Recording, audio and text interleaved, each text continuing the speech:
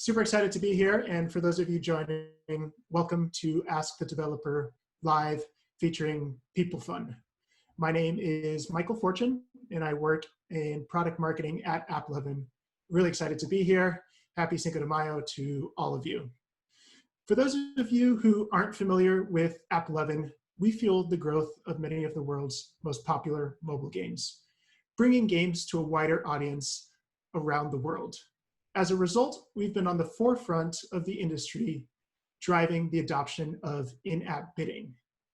You know, if you look back to September and many bidding and publisher integrations later, we can now say that in-app bidding is the dominant way to monetize your apps through Max. Max has become the preferred solution for the world's top game developers. And if you think back to the last 2 or 3 years, a lot of what we've been hearing is that gaming is going to experience in-app bidding in the future. It'll be the next year, but we're here now. It's having a large impact. So we've gathered some fantastic guests here. Really excited to do some introductions and talk about all things related to in-app bidding. First, I'd like to introduce our guest, Idil Canal. So Idil joined Applovin through the acquisition of Max in 2018 at the end of the year. Ever since then, Idil has been focused on driving the businesses forward, both for our demand partners and bidding partners, but also for our game studio and publisher partners. Welcome, Idil. I'd like to also introduce John Bugscott, co-founder and COO of PeopleFun. How's it going, John? Hello. John has a lot of experience in the gaming industry and has been working in it for the last 20 years, so we're really excited to have him here. You might know PeopleFun as the creators of the hit game Wordscapes and many other popular casual titles. Across their portfolio, PeopleFun has seen over 200 million installs across their mobile games, which is quite a bit, making them the world's most popular developer of mobile word games. One of John's main areas of focus is in optimizing ad revenue. Super excited to have you, Idil and John. I'm going to kick things over to you. We're gonna have a great conversation. I'm going to turn my video off. Once again, we're gonna be having a Q&A at the end, so definitely feel free to ask questions at any time in the chat window. I'm gonna turn my video off and get ready for that. But with that, over to you, John and Idil. Looking forward to it. All right. Thank you, Michael. I'm really excited to be here today with John and with you guys. We're going to have some fun, and we're going to get into the nitty-gritty of in-app bidding and mediation as a whole. Hello, John. Hello. Good to see you again. Good to see you too. How are you? Very well. Getting ready for margarita time here in Texas. All right. So if you have your drink ready, because I do have my coffee here, we can go ahead and get started. So I want to kick off the conversation with the pre-Max world for you. PeopleFun is one of the earliest adopters of Max, and I know you guys have tested several mediation platforms. Can you tell us about what platforms you have tested and how that affected your overall monetization strategy over time?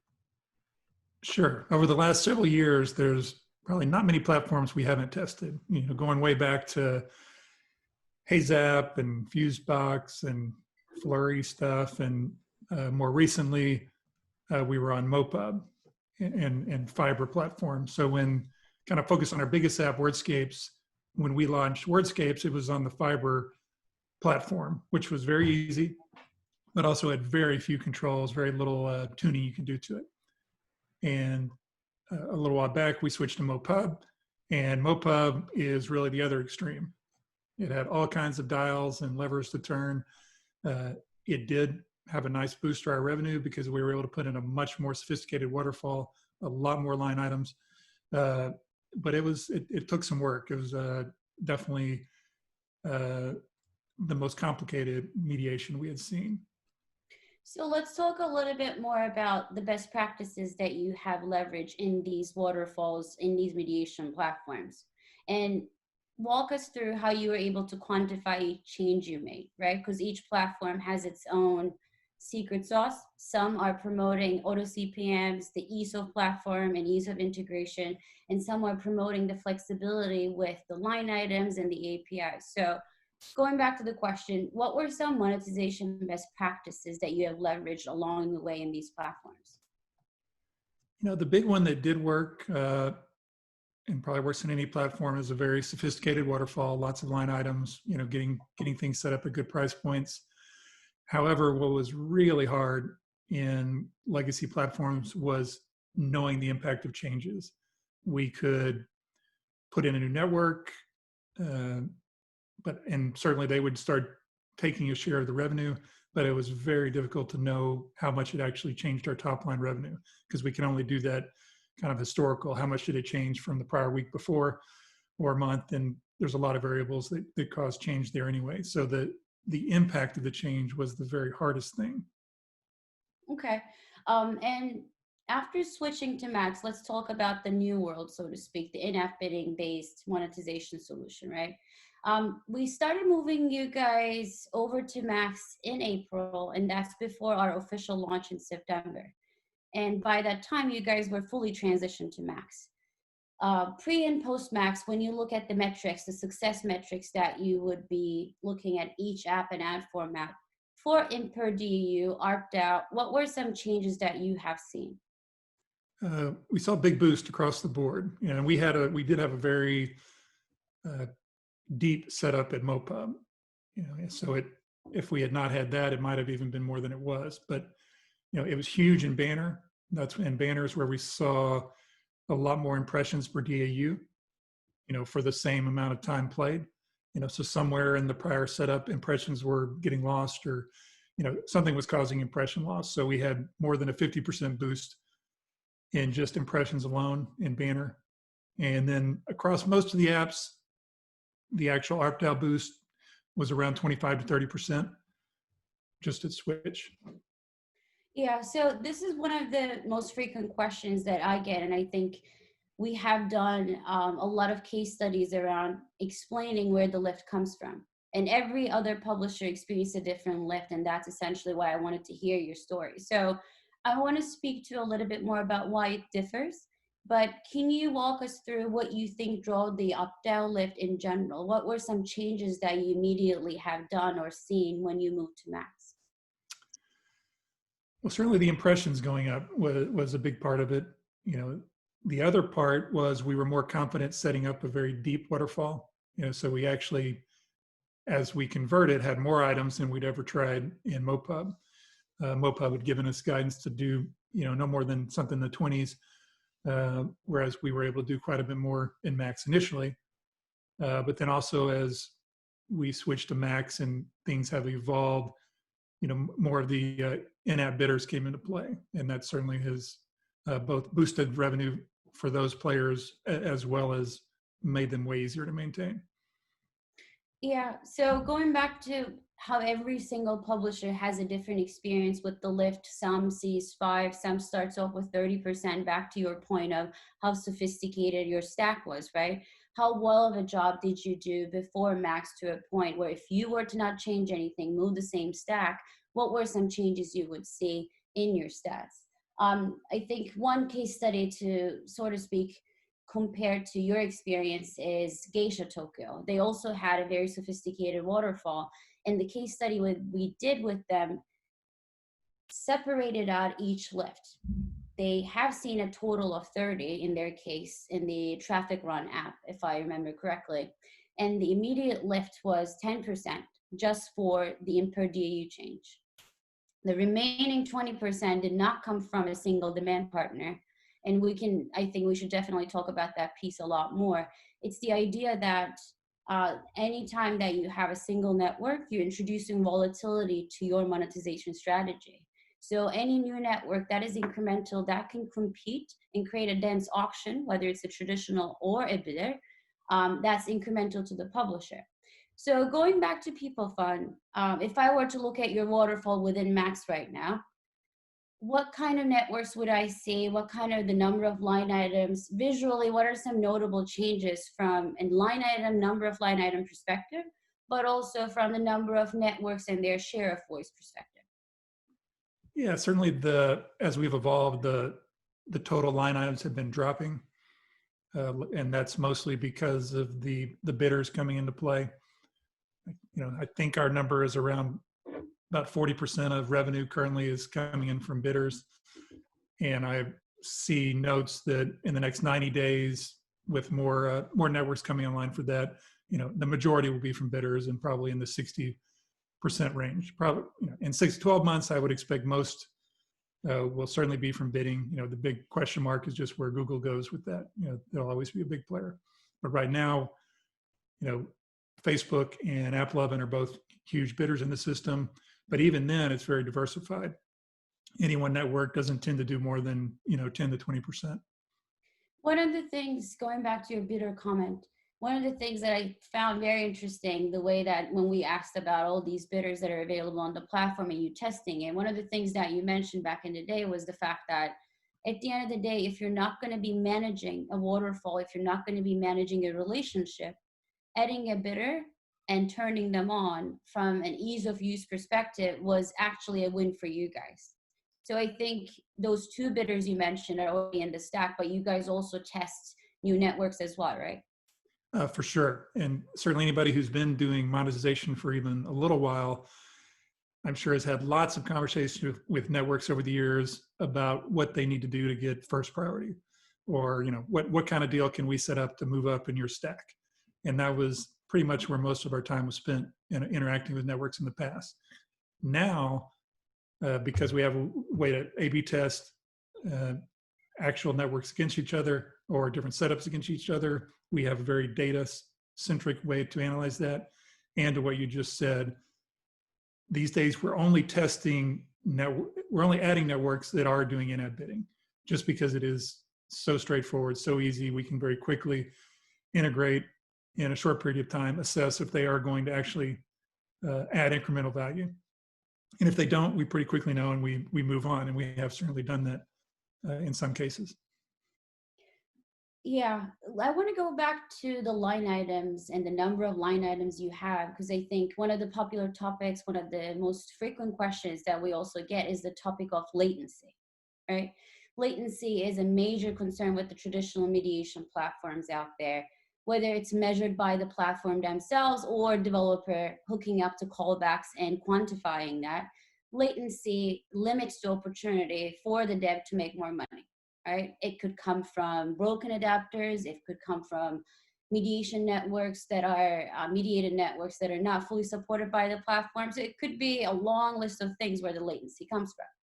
So from your perspective, having tested very different monetization solutions and very different strategies, what was the impact that you have seen in latency? Well, as a developer, we also like not to have to think about any of that stuff. So for most developers, the mediation is pretty ideal if it's black box, if it doesn't crash, if it works well, if we just have to integrate and let it run. So we are measuring usually the outputs, and so the big one there in latency is impressions per DAU. We assume if that is either going up or if that is doing well, that tells us there's no latency issues or no problems in the stack. If we see that going in the wrong direction, for example, when we add a network, if things change, that gives us an idea of what may be going wrong in that particular network.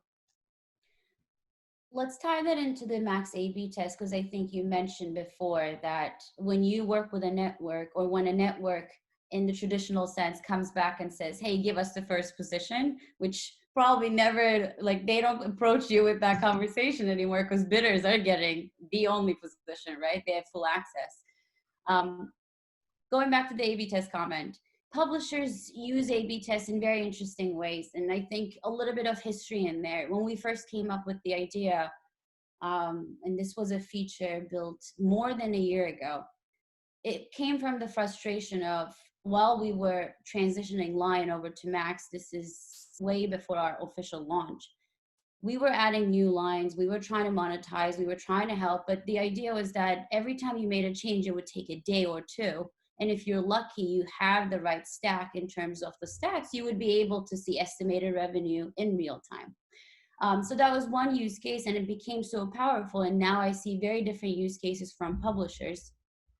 When it comes to these A/B tests, what are some different ways that you guys are using? And when you make a change in the waterfall, do you always use A/B tests now? Is it an integrated part of your stack?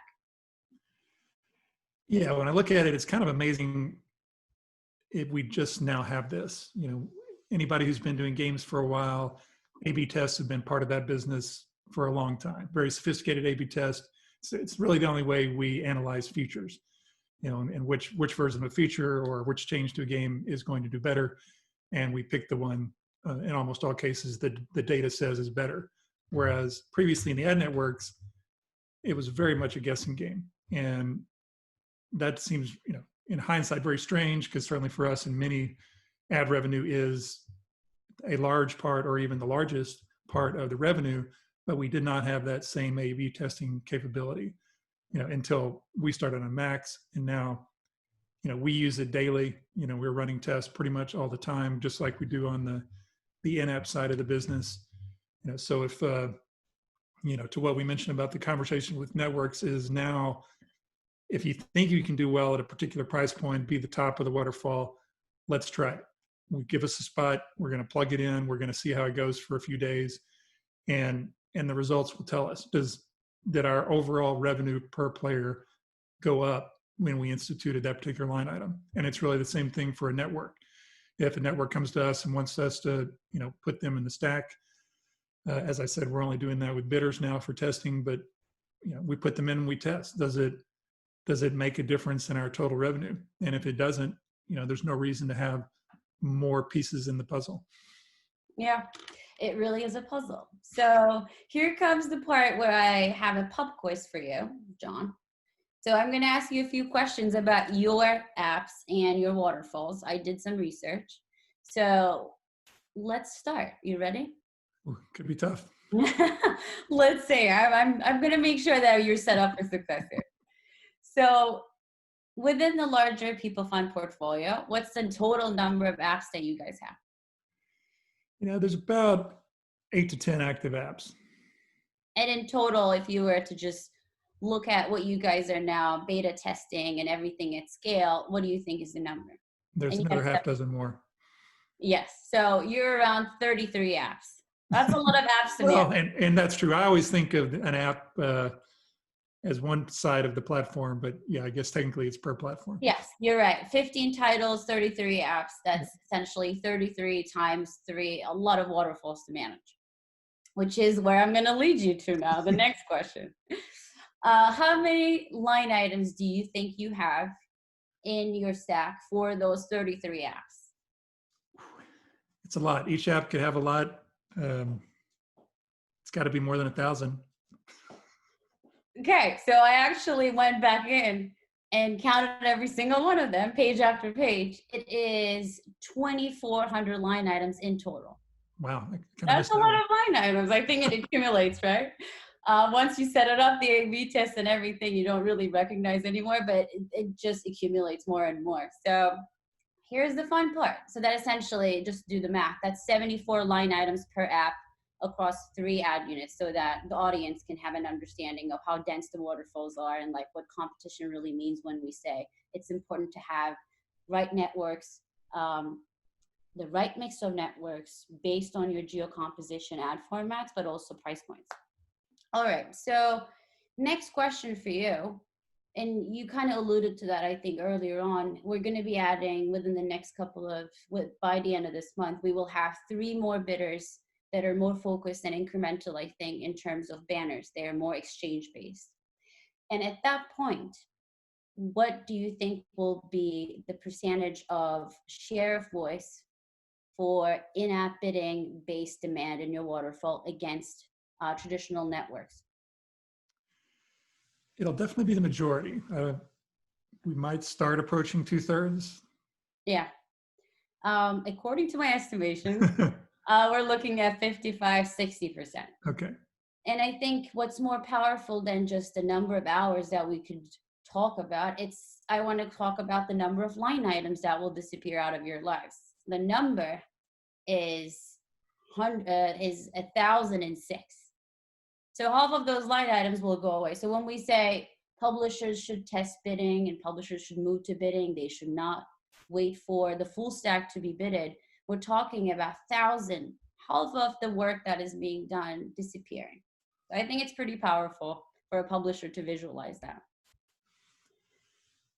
We're I'm sure definitely you're looking forward to looking not forward to messing with all those line items. that. Yeah, I was about to say, I'm sure you're looking forward to that one. All right, so let's continue with the bidders. Obviously, whenever a network is transitioning to bidding, you're also using the A/B test. And I'm sure your conversations with bidders are also changing. Let's talk about how it's impacting the non-bidder networks. What's the feedback that you receive from them? What are some questions they're asking you? You know, the non-bidder networks do have to spend a lot more time trying to understand our network or understand our waterfall. So they're always looking for better information from us, which is time consuming at times. You know, trying to guess where they might feel better. You know, one of the things we love with the bidders is if they do it right, they already have a pretty good picture of exactly what goes on in our waterfall and don't have to ask us. So the big thing with the non-bidders is that's really where our time is spent, just more back and forth, trying to share information, theorizing why we should run different tests. Awesome. Let's talk a little bit more about the next steps. So now that you're on a platform where most of now 45% of your revenue is transacted through bidders, and by the end of this month, you'll transition most of that manual work of seasonal updates of line items and new floors, whether they're honored or not. Where are you? What are you going to do with all that free time? Let's talk about that. Big thing for us is player experience. And if anybody has done ads for a while, you see no matter what, bad ads pop up, whether it's crashes or whether it's scammy ads, whether it's ads that just are bad player experience that generate player complaints. That's where we'll be spending more time, is really trying to optimize that player experience. And if we were to make a bet on the future, when do you think we will, if ever, will fully transition to a bidded world? You know, I think as we mentioned earlier, most may be in place by the end of this year, certainly within 12 months. You know, just the big question mark for us is what Google does in the area. Yeah, I agree. And I want to go back to the audience a little bit and say, and I think this question came up before. I don't know if it was through the chat, but it's the question of why now, right? Technically, some platforms, some publishers, some networks out there still believe that in-app bidding is at an early stage, it's in beta. The reality is many of the publishers now fully transition to using bidders, even from launch stage. They don't even test bidding. So for those in the audience that still do not want to make more money and spend less time managing their waterfalls, what is your advice? Why not now, and why wait for another 6 months? Yeah, big thing for us, and I published a couple of things in a blog out there on this, is just there's a base set of requirements in any mediation platform these days. And a fundamental one is, and it needs to be a hybrid. You need to be able to take advantage of the header bidders that are out there now and to utilize traditional waterfall players that are still there. You know, so that's a must. There's some other things. It needs to give you user level ad revenue. The tech needs to be great. You know, there's a handful of things that are just a given in mediation, but this hybrid setup is a must, because even if it's only, you know, 50% of your revenue that you're able to convert to bidding, that's still, you know, get a 30% boost on that 50% revenue. It's a nice boost to the top line, plus the effort in maintaining that goes, you know, down 90%. You know, so it's, I don't know why you would wait. You know, you're missing out on revenue. Yeah, that sounds like a good explanation to me. I'm sold on it, obviously. A little bit of history on Max, I think, going back a few years. Max was originally built as a bidding-only platform. So 2 years later, now we're at a state where mediation was added to Max later on. One of the things that Max was meant to solve for was exactly that, an efficient, fair auction that is meant to facilitate an auction and decide on what ad to show within milliseconds. So 2 years later, we're here now, and many of the partners have already transitioned to bidding, and they've been big promoters. I think towards the end of the year, we will see many of the many of our publishers move over to bidding one way or the other. And I think 70% of the revenue transitioned over to bidding itself is quite powerful. And that's more money, less time spent. So we're big promoters of bidding, obviously, and Max is an in-app bidding-based platform. But overall, bidding is good for the ecosystem. And I think we should speak to that more, promote that a lot more, no matter whether you are on the demand or the pub side. So I completely agree with you. And Michael Fortune. Yeah, that was fantastic. Thank you both for joining, Idil and John. We are going to move into Q&A. We got some burning questions that came up during your conversation, so I'm going to jump into that. So what are the main factors to consider in looking to optimize your ad revenue was one of the first questions, and I thought that would be a good way to kick this off. Well, to jump in, it may depend some on your scale. Obviously, with a decent number of impressions, or kind of the more impressions you deal with on a daily basis, the more sophisticated you want your setup to be. Some things are a given to me, like a good mediation platform. That question has been asked by some smaller developers that I've talked to of, should we do mediation or just, it's a lot easier to, do a network.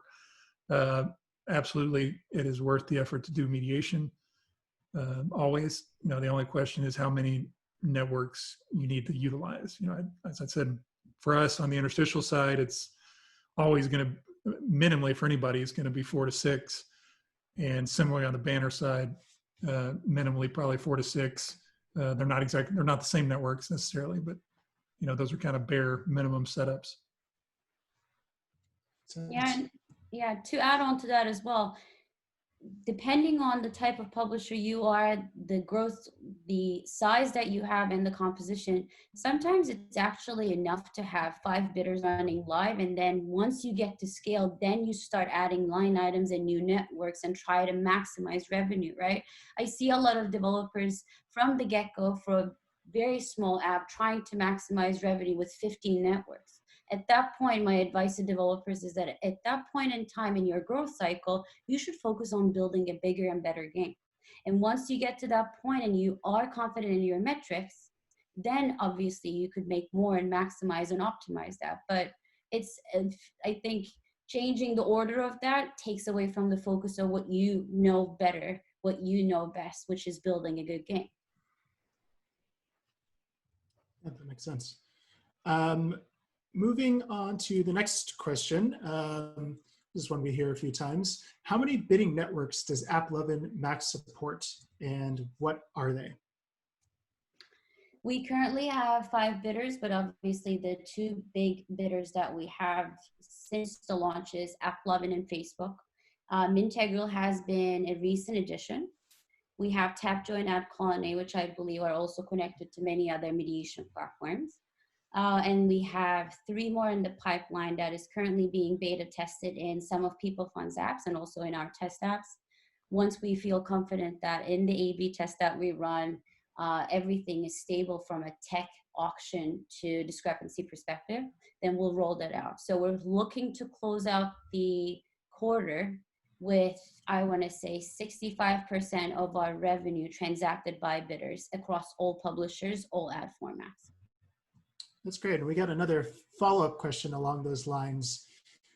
In the next 3 months or so, how much revenue would you expect to be coming from bidding partners? Yeah, I think I kind of anticipated that answer that. But to add on to my previous answer, when we say 8 networks bidding, we're talking about a platform which is Max, that supports 20 networks, right? 20 traditional plus in-app bidding. So within the 20, being able to say 8 of those top networks are moving to bidding, it's a huge transition for the publisher. From a number perspective, that might not make much sense, but from a developer's perspective, that technically means for at least the first 2 phases of your from prototype to launch, you could just enable bidders and not worry about the waterfall. And then once you reach scale and you are confident in the game, back to what I was saying, then you could focus on building those line items and have a more sophisticated setup similar to what Wordscapes, an app that has 30-40% of their revenue coming from banners. They want to maximize each impression. So stage by stage, essentially, we're rolling out more bidders. So it sounds like in the future, that number is going to continue to increase very quickly with each bidder that's added. Yeah, and I think it's important to highlight that we're betting on bidding. And what that means is that every time there's a bidder, there are people behind the scenes working with not just the publisher, but also the demand side to ensure that they know how to facilitate, they know how to exist in this new world. There's a lot of new learning, not just for the publisher, but for the buy side, right? So I think one of the things that is maybe unique to Max is that facilitation, the hand-holding, the education piece of this is how you can perform better, whether that's the adapter side, whether that's the timeouts. We do a lot of work with both sides of the table because we do believe and invest heavily in making sure that by the end of this year, we're at a place where no one needs to worry about line items. Sounds good. And Idil, I think I have one more for you, and then we've gotten a few for you, John, as well. So I'm going to ask this. It looks like this might be the last one on the platform side, and then John got some for you as well. Is there a way that you would recommend for publishers who are testing out bidding to increase the CPM of bidding networks? For example, can I use non-bidder networks to help inflate the CPM in my apps?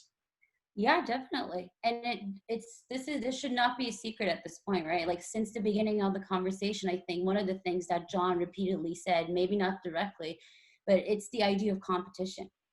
So whenever I talk to publishers, whether they're small or big, in general, what seems to be missing in the story is that until now, many of the publishers, when you look at their stack, they would see 60% of their revenue transacted by a single buyer. Maybe it's that platform's demand source. Maybe they didn't want to spend time in banners and just enabled their network, right? So anytime that you're seeing such a big number, that tells you that you're opening up your overall monetization revenue to volatility. And as a publisher, one of the things that you want to do is reduce volatility, reduce the risk induced by a single partner having such a large share of voice. That's why when every publisher moves over to Max, the first thing that we do is have a conversation about their waterfall. What do you have right now? Because when you move to a bidded platform, half of that probably will be removed from your waterfall, right? Facebook will be bidding, Applovin will be bidding. So what do we do now with that waterfall, and who do you need in that network composition? It's not just about adding a bunch of lines. It really goes back to understanding the publisher supply. Sometimes they're really heavy on China. Sometimes they're really heavy on tier 3 networks. And every network at this point in time in the market has a very different strength in terms of what they bring to the table. Assuming that everyone will be great everywhere in ad format would, I think, be misleading. And it's healthy. Competition is healthy. Diversification of demand is healthy. And anytime a publisher can find that guidance, that understanding of what the market dynamics are, I think that's gold. So in general, when we work with publishers, I think the dev-focused products is one thing, but another piece is there's a lot of help that is needed, whether it's PeopleFun, whether it's Flyclops, that's a brand, that's a small publisher that's just operating out of Philadelphia. Every publisher is important for Max, and it's important that they understand how to operate in this new world. So it's a lot of work. It's a lot of investment done in helping publishers grow, but eventually, why are we doing this? If they win, if a publisher wins, if a publisher makes more money, and it doesn't matter if it comes from Applovin or Facebook, if they have more money to spend, that means they have more money to spend on user acquisition, more money to be able to dedicate the time and hire the talent to build new games. So you can see how the growth is cyclical and how that helps the whole ecosystem and not just us. Yeah, that makes sense. A couple of questions have come in for you, John. One is about Wordscapes and some of the games in your portfolio. One of the attendees was wondering, have you considered localizing Wordscapes and launching the game in local languages? And if you see potential in that type of expansion? For sure. It wasn't a top of our list just because of the different dynamics in those markets, but I guess stay tuned for more coming there. That sounds like a hint. Gently hinting at it. Another question we got was, Another one for John. In terms of your marketing spend in countries where IEP revenue is lower, are you finding that you're still able to find positive users with your ad ARPDAO? So I think the question is what I'm hearing is, are you able to find users profitably, focusing on maximizing your ARPDAO if IEP is a bit lower for this particular geo where you're acquiring users? Sure. Kind of to the last question, we mostly still focus tier one with Wordscapes, just because it is English only currently. But what we do see in other apps, and in some of our other apps that are actually either 90 or even in some cases maybe 100% ad revenue driven, the ad revenue is definitely there in some cases to support a significant UA budget these days. It's certainly possible to achieve ad ARPDAOs in that 10 to 20% range. And if you can get that and have decent retention, there's definitely a growth model you can put behind that. Got it. And another question on that topic, how could an advertiser, this could be for you, Idil or John, how do you think an advertiser can utilize Max in-app bidding? And I think what the question is asking is, how does Max help advertisers reach users at scale? Oh, if you allow me, John, I would like to explain. Have at it. It sounds like we have some demand partners in the audience. So this is the $1 million question, right? This is why in-app bidding came up. Let's take a few steps back and tie it into the conversation that we were having at the very beginning. The idea that publishers, when they started using mediation, let's start even further than that. There was one network, and then there were more networks. And then the idea of mediation came up, and the mediation platforms were mainly auto CPM based. Concept of line items doesn't exist. And then line items were invented, and then floors came into the picture, and then publishers started making more money, and it purely came from competition. But then what really happened and what created is that in an environment where you have 8, 10 demand partners all claiming that they're going to make the most amount of money for you when they get the top spot, and funny enough, not everyone delivers on that promise, right? Soon enough, you figured it out after a few weeks. What really ended up happening is that everyone wanted access, but they were buried in between these line items. Everyone wanted to get the good supply because they believed that if they did, their algorithms would pick up on that and be able to back that up to a CPM value and be able to hold their spot or reserve that spot forever, so to speak. But now the reality is that, going back to what I was saying, one, the market is so separated from a demand perspective that every other partner has something to add to the auction. Whether they're incremental and they have their own exchange and has 200 DSPs or more, like Smartos and InMobis of the world, or they are Facebook, and they essentially make a large chunk of the rewarded video demand out there. If you have the right players in the right room, and if you are creating an environment where there's a fair and transparent auction where they can receive and hear what they would lose at, what they would win at, that's essentially the environment that you're creating, where everyone is competing against each other and publisher wins at the end of the day. So to answer the question of what is in it for the advertiser, I think the most obvious is 100% access. If you're a bidder, you no longer have to go back and forth with the publisher and ask for certain spots. You're getting 100% access to traffic. 2, which means like you get access to full supply, which means all the promises that you made to the publisher, now it's time to put your best foot forward. And the second piece is the efficiency, right? Now all of a sudden you're getting access to full supply, and that means you can diversify your demand, grow your business, and add even more value. So the moment that you take the middleman out, the moment that you take all the facilitations of line items and being buried against the other, a fair, unbiased auction with transparency for the right buyers means the whole ecosystem has more than enough supply and more than enough demand to meet each other and for publishers to make more money. That makes sense. And I think we have time for maybe 2 more questions. And we had a kind of a follow-up question to what you just shared, Idil.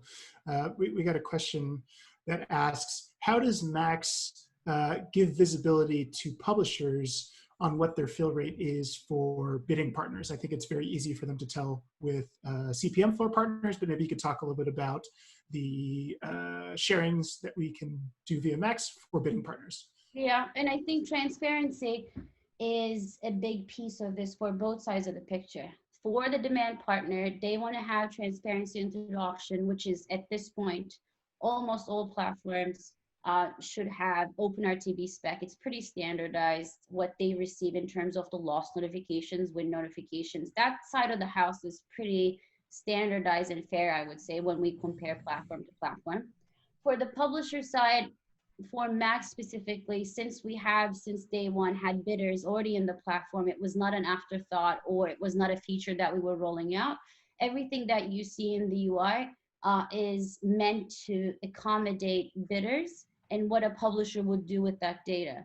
So what that really means is that first you have aggregated reports, you have fancy dashboards to be able to see fill rate, which is essentially in a bidded world is the bid rate. And then you get to understand that in this new world, every bidder has a very different bidding strategy. Some of them only will bid on the users that they know. Some of them will bid on everything because they don't want to miss out on the opportunity of learning. And some of them have their own users and it will be a small percentage of bid rate, but you will see very high CPMs because they're building their algo based on the learnings of their network side of their business, now transitioning into bidding. So in terms of the reports, they can see all the metrics. And I think one of the powerful features that we have is the fact that it's real time. What that means is that tying it back to A/B tests, today you can enable Facebook bidding if you've never tested it. And in 3 hours, you will be able to see the difference between the exact same waterfall running Facebook network, traditional tags versus Facebook bidding. And that on its own, with no code changes, being able to do that and make a decision and then be able to say, look, I just made 30% more and I'll move on with my life with that. I did 30% more. I think it's giving the power back to the publisher. And is it flexible? Yes, it is. But does it come at a cost of publisher dealing with complicated line items? No. I think we turned it around a bit and said flexible, compact, dev-first, dev-focused solutions. If you were to build it from scratch, which is essentially what we did, how would you do it in a bidded world? So for that reason, the reporting, the tools, the features that we talk about are very bidding friendly because we do believe that within a few months, by the end of this year, the traditional mediation platforms, the latency issues, even the concept of you want an ad and it takes 30 seconds to get an ad, that will go away because it's a brand new world. Got it. Cool. I think we have time for one more question. This one looks like it's for you, John.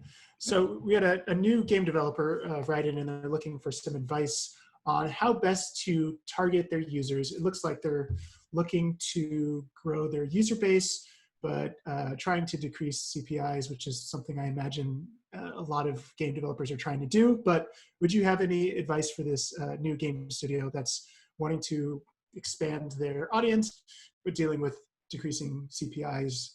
I think that's the gist of the question. It's certainly a lot harder than it used to be. The markets for UA are much more sophisticated, much more aggressive these days. Organics and store discovery doesn't play the same piece that it used to in the past. If you want to build the business, you got to figure out how to do it by spending well in UA. So unfortunately, it's not really an area where there is any silver bullet. It's very data intensive. Whether it's obviously Facebook and Google are usually where you want to start, and then you add in Applovin and others. But just it's figuring out where your target demographic is, what other types of games they play. All the things you do to maximize UA efficiency. Creatives, you need to be able to produce or work with somebody that produces, a good number of creatives because that creative testing is critical these days. If you can't continue to improve the IPMs, the installs per 1,000 impressions, it's hard to get those CPIs down, and it just takes so much work. You see it in all kinds of examples. We've all in the industry talked about the fake gameplay ads, where ads look nothing like the game being advertised. But the reality is, for some people, those work. They wouldn't keep doing them if they didn't. So there's there's not any easy way to go about it these days. Makes sense. And I lied. We're going to ask one more question just because we love Natan over at Vanity. So we had to get his question in here too. Yay for Natan. I'm not going to name the companies that are in the question, but the question is about how other bidders that are relevant buyers in the industry are going to evolve to other platforms. So large bidders who aren't currently bidding, do you see that coming? And what do you think will be the trigger for some of these strategic buyers that Natan would like to see? I think I can imagine who he's talking about. I think you can. I think I do. So I'll give you my personal answer. My plan, so to speak, is that I do believe that everyone will eventually do what's right for the publisher.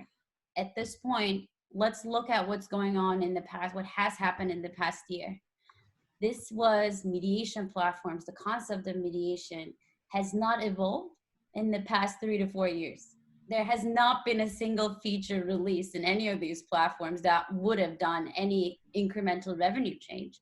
And all of a sudden, we're talking about bidding, and we're talking about a platform like Max since its launch in September, now with hundreds of publishers, and every single one of them is experiencing a positive outcome, whether it comes from purely just moving from an old tech over to being able to find new strategies and being able to test them basically in the UI right away within a few hours, right? So there has been a huge movement, the user level data, the introduction of it. Now publishers are trying to understand how they can use that, incorporate that into their UA strategy. So there's a lot of movement in the mediation space, which is great, because that means publishers are now able to have a lot of options based on their needs and find the right partner that will set them up for success, not for the next 3 months, not for the next 6 months, but for the whole year. Because once you pick a partner, I do truly believe that it's a partnership. Because at the end of the day, you talk to these people every day, they have access to your full revenue. Once there's a drop, once there's an increase, you want to have an open conversation about what to expect with the trends. Going back to what will the market look like? Will everyone bid? The reality is it really depends on the publisher. Wherever the supply goes, demand will follow, right? So for that reason, we're doing our best to service the publishers in the best way possible with the most powerful solution out there so that they can make the right decisions for themselves. And I think demand will follow that. Is there pushback from the demand side on when it's going to happen? If you asked me that question 2 years ago when Facebook was the biggest promoter and they were the only one, but now we're looking at onboarding, 5 bidders plus 3, 8 bidders within the next 30 days. I can tell you that I think the question of, and going back to the title of our session, it's not the future anymore. It is here. You don't need to convince anyone. I think everyone knows what in-app bidding is. No one needs to correct each other that it's not header bidding. There's no header in mobile.